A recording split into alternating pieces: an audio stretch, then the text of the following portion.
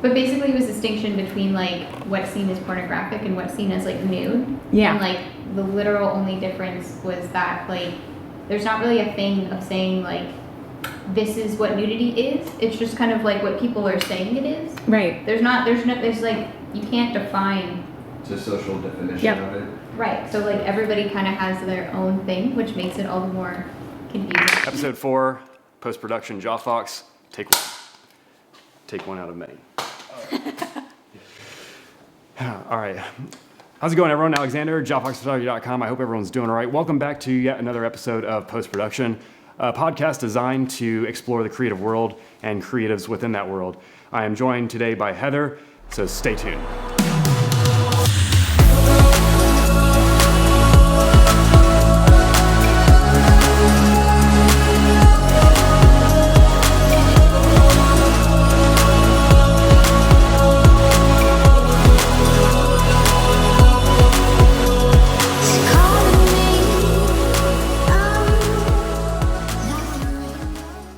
All right, welcome back to the podcast, everyone. Thanks for joining us. Today we are talking nudity within the art community, whether it's photography or videography. Nudity has by far been one of the most photographed topics and also one of the most controversial topics. And today we are here to talk about that. I'm here joined by model Heather, a Richmond creative. Heather, please introduce yourself. Well, thank you. Thank you for the good intro. My name is Heather, and I have been a nude / implied model for the past 2 years now, and it's definitely been quite a journey in terms of, self-exploration and also just finding what's right for you and making sure that your comfort level is where it needs to be. And I think I'm glad to be on here so we can talk about these things and Absolutely. Really just hone in, because there is a lot of, like you're saying, stigma and a topic that really needs to be dived into. So I'm excited to get started on that. Yeah, absolutely. So on that note, just talk to us a little bit about how you got started in nude photography or implied photography. And for the duration of this podcast, we'll just say nude photography to encompass boudoir and implied. And talk to us a little bit about how you got started. And then from there, roll into some of the backlash or praise you might have received. Yeah, for sure. So I started back in the very beginning of 2018, and it was something for years I really wanted to do. And I had a lot of inner conflict because I knew that it was something that, a lot of people were going to have issues with, particularly my friends and family. And that was something that was really hard for me to think about because being, a young teen in America rather, it's kind of, there's a lot of pressure for you to be beautiful, for you to be sexy, for you to be, all these things. And so trying to find where I fit into all of that as a child or more or less of a teenager was challenging. And definitely thinking about myself as, an independent person wanting to do my own thing and realizing that was going to be nowhere to any means of what my friends were doing. And, so finding my creative outlet of modeling really helped me in terms of,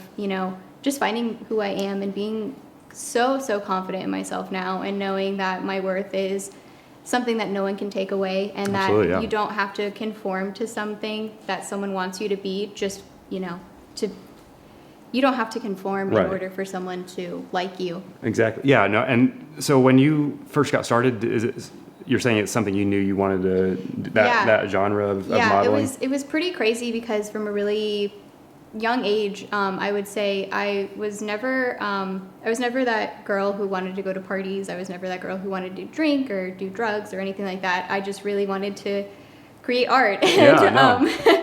But you do a marvelous job at it. Well, thank you. But it was something that I knew that I wanted to push further, and I did a bunch of art classes literally all through elementary school, middle school, high school, the whole 9 yards, even now into college. And it was something that, I wanted to push it further and I didn't know how. And then I started thinking about, I actually had been in a relationship for a while, and we had kind of as like a fun date, we would do these like photo shoots. And at first I was super intimidated and I was like, oh my gosh, I don't know, like, does this look good? Like, does this look good? Like, I don't know what's happening. And then after, that relationship naturally just took a course and it didn't work out, but, we don't have any hard feelings towards one another. he just kind of showed me a whole world that I really opened up to, and I'll always cherish that from that friendship that we now have. And it goes to show that how the experiences mold us in life and how we can learn and grow from those experiences. How did you continue that genre? Did you reach out to photographers? Did they reach out to you, or what was the? Yeah, so I primarily, I started my Instagram, and I kind of transitioned it. I archived or deleted all of the photos that I was like, okay, this doesn't have relevance to what I'm doing now. The Instagram you have now? Yes. Okay. Yeah, I've actually had that one for going probably on like 5 years at this point. Yeah, it's kind of crazy. But and I also wanted my friends, I debated starting a new one because I didn't want my friends to see what I was doing. Mm-hmm. And then I decided that's stupid. Like, yeah. I want to, embrace who I am as a person and not be afraid that, my friends are going to see this regardless, whether I, make a new Instagram or not. Someone along the way is going to talk about it. So I might as well just get it all out in the open now. Was it received well at first, or did you get some backlash? It was actually, I have a very close knit of friends. I always use the saying, I'd rather have 4 quarters than 100 pennies when it comes to friends. And, I have a very tight knit close of friends. And it was something that I was terrified. I mean, that was the thing that for the longest time why I didn't even start, because I didn't want to lose my friends that I literally had since I was 4. And so, starting modeling when I was 20, it was something that it was like, I don't know if I want to start this now or whatever, but the way that they reacted was so different than what I thought they were, and I think that's a really big thing holding people back is fear. And fear of what your family's going to say, fear of what your friends are going to say. And I just kind of more or less just said, screw that, I'm just going to do what I want to do and be happy in my life, because for so long I wasn't. Do you think it's a society sort of thing that we have? Because I've been in countries that don't care. I mean, people are walking around with no clothing. Germany was one of those experiences. On a beach. Hell yeah. And one at a pool. And everyone was naked. I'm like, what?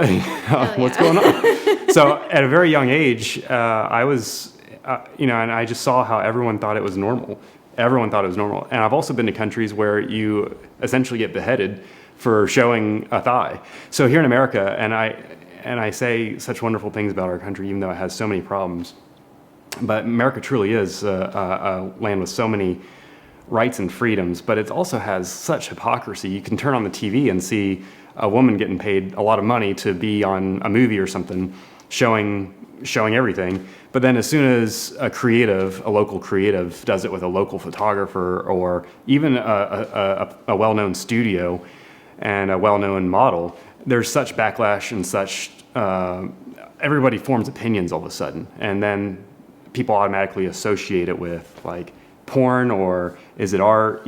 So what would you say to that? Is it something based on our society? Do you think it's just something that human nature will never get over, the fact that we have to wear these artificial things that we make to please everybody around us? There's a difference between, of course, there's a time to be respectful and modest, of course, but when you're creating, where do you draw the line? Yeah, no, that's a super insightful question, and I'm glad you bring up the whole thing with, the hypocrisy within America, because I think that's something that, we're one of the top rated like teen pregnancy countries in the entire world. But then when it comes to, helping that child out or helping that family out, it's completely different. Or like even pop music is completely filled with everything about sex, sex, sex, Sex sells according to our industry. Exactly. So, and it was something for me anyway, that I think it's just a comfort level. And, there's going to be people who are going to be super open to the idea of,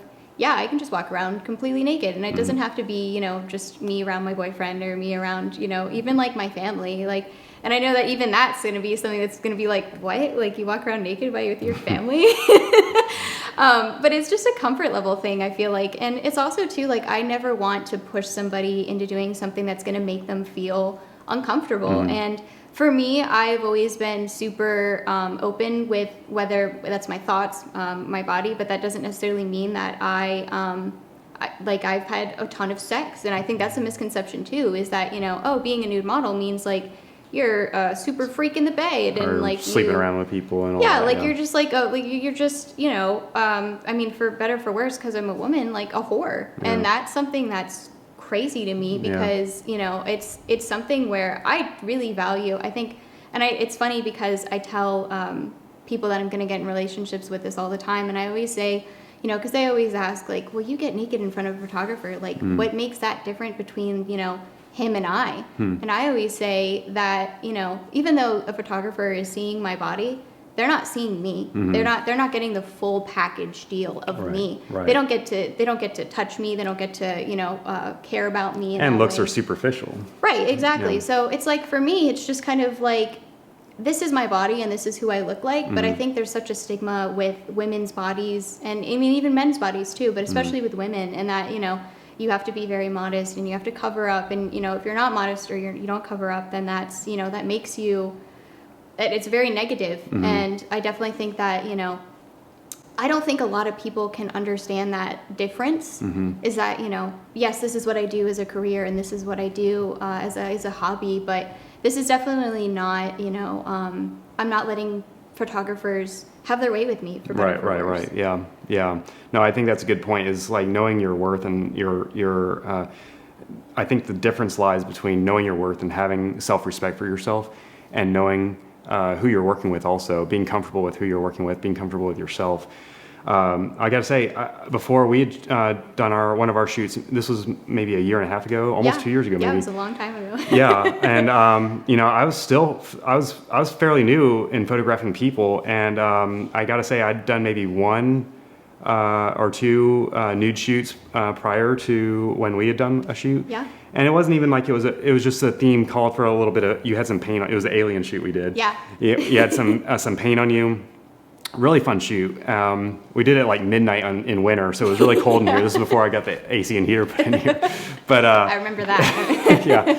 But yeah, we had fun, and I gotta say, I was a little challenged in my style, because I, as a photographer who photographed people, I hadn't really worked with that many nude shoots, but I knew it was a matter of time, having a camera and working with people, that at some point in time, someone's clothes were coming off. And but I got to say, I was a little challenged, and then I was like, but I was also comfortable in taking that challenge. And I got to say, as long as, like you mentioned, which is nice, because the photographer, everybody has to be comfortable. The photographer, the model, everybody. And you go from there with the understanding that there is an agenda to create art, and to be respectful about it. And you got to also have, as a photographer, I'm always understanding what I'm taking at that moment in terms of post-production and how I'm going to use it. So when I have a picture that I'm taking, I'm like, this is how I'm going to edit it, and this is how I'm going to distribute it, if I do distribute it. Yeah. And I think having an intent goes a long way in understanding, and just being clear, having those open line of communications. I say all this to say that these are just tips and tricks you can use as a photographer or as a model in establishing or planning for a shoot. I gotta say, some of the best shoots are just, we go out into a field and just take some pictures, or go set up the studio and just take some pictures. But having a plan, and especially if you're working with them for the first time, makes all the difference. What can you talk to me about giving advice to some people that are looking to get involved in more conceptual shoots that might involve nudity or implied shoots or boudoir? And before you get on that topic, I want to say, keeping it about the art is critical. You have to understand that you're creating something, and also the message that you're bringing with that art, the inspiration behind it all. I've been, when I first started out in, like I said, it's been about 2 years now, a little over 2 years before I started shooting, that I did some nude work. And I didn't really understand how or why or where it would get me. But in keeping on doing it, just for creative projects and boudoir shoots especially, I've had so many clients reach out to me and say, look, I'm only 45 for this much longer. I'm only 35 for this much longer. I really want to appreciate my body. I want my husband or my significant other, my spouse, whoever that may be, to appreciate me at that moment in time. I want to look back and remember this moment. And these were powerful messages I was getting from women and men alike. And they would talk to me about just the profound nature of what that shoot meant to them, and immortalizing and remembering it. So I always associate, if you've shot with me or worked with me before, I always associate narratives or themes to a shoot. And typically when it's a boudoir or nude type shoot, I'm always associating empowerment, youth, and beauty, remembering your form as it is at that moment. And the biggest part of it is just self-acceptance and comfort. You don't have to look a certain way or be the most beautiful person. You just have to be comfortable in your own skin. Exactly. And roll with it. So, what would you say about anyone who is looking to get started in their own portfolio in nude? For sure. Well, I definitely, jumping off of your point about people being comfortable, I think that's the biggest thing, is that some people, even that I've known personally, who wants to get involved in it, they're just not mentally ready for that, and that's totally fine. It's just, you kind of have to work your way up to that, where I think, there's something where it's kind of like all or nothing, and that doesn't have to be the case. You don't have to go from, I have a full fleet of clothes on, to, okay, I'm completely in my birthday suit. Like, you don't have to do that. But there's definitely, I've learned tips and tricks along the way, and I think one of the biggest things that I wish that I had gone back to myself, if I could, back in 2018, not knowing what was going on, to really talk to myself about, who do I want to allow to see my body? And that was something for a really long time that I struggled with, and that was why I waited so long to shoot. For one, is that I wanted to make sure that I was 100% confident in myself, and that's not even on just the basis of, I need to make sure that my stomach looks good, and I need to make sure that my ass looks good, and I need to make sure that my tits are perky. Like, no, you don't have to do that.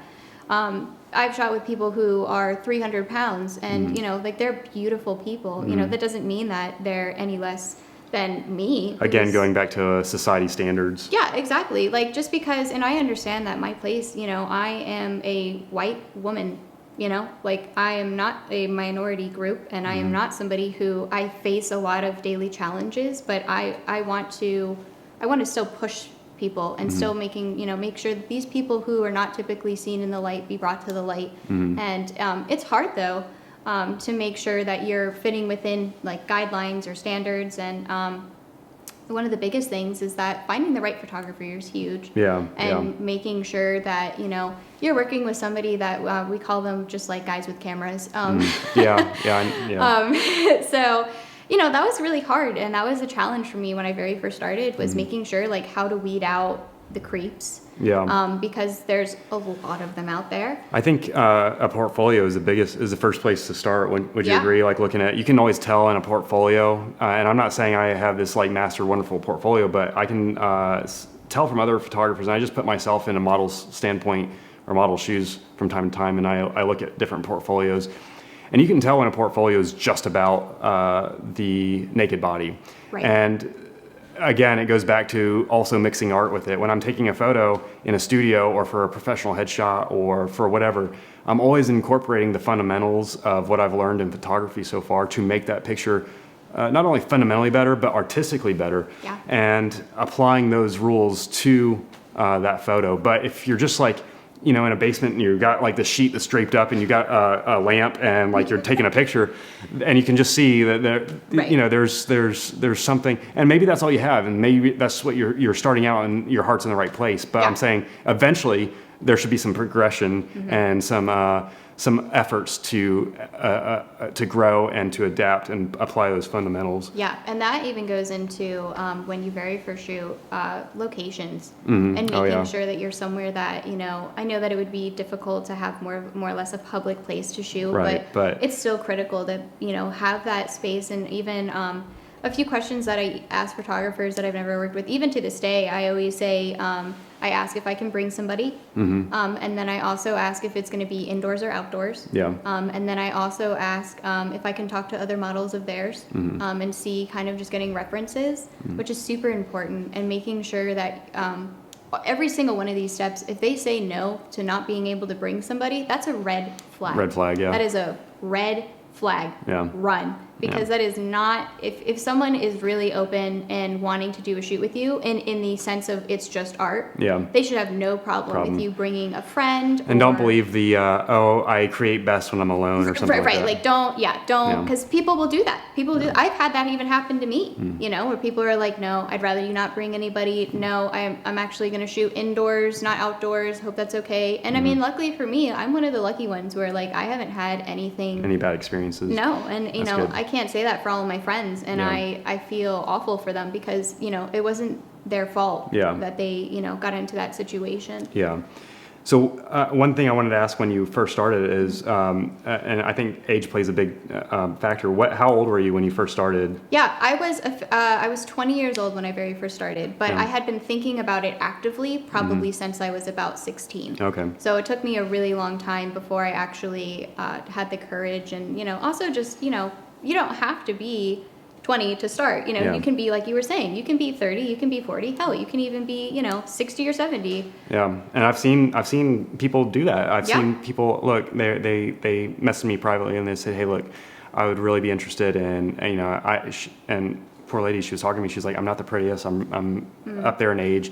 And I'm like, hey, but she wanted this for her husband, and that's the experience I'm drawing back from, and it really hit home with me because I'm like, the bravery for her to ask that, So, lastly, I wanted to talk about the reason why photographers or models might pursue a nude portfolio. Was there a driving factor for you that really was the reason behind why you started, or was it just out of curiosity? For sure. I definitely would think that there's two really big factors for me. One was just kind of like a fuck you to to social standards. Yeah. Second and that's a powerful way of using nudity, and that's one of the things I was thinking about as well. Well, thank you. Delivering a message is one of the prime reasons for use of nudity, I believe. Yeah, and then and secondly, that's more a little more artistic.